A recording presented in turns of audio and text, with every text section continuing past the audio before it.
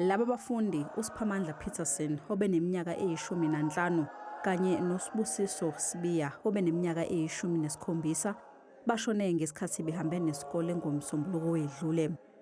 Lolu hambo lwalihlelwe yisikhungo iRising Stars Generation esikoleni ngenhloso yokucija abafundi ngamakhono.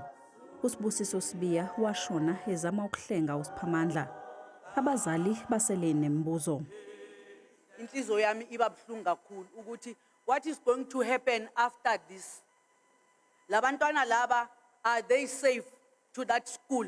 Labantwana mabalele labo ithu sibhlungu kakhulu ngaphakathi asazi ngenza njani ngoba kwamaqhawe lawa besingathi ngakusasa ukuthi sokwenzelwani yibo sobulalelwa abantwana kabuhlungu kangaka.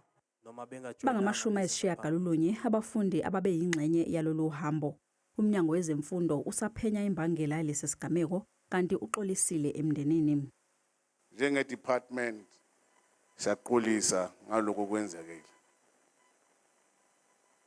Akusintando yethu ukwenzakela. Sisifiso sethu ukwenzakela. Meni sinika abantwana bazali mphakathi. Nisinika abantwana ukuthi sibakhulise.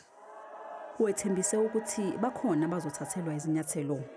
Khona abantu ba held accountable. Into ngeke ngisho amagama.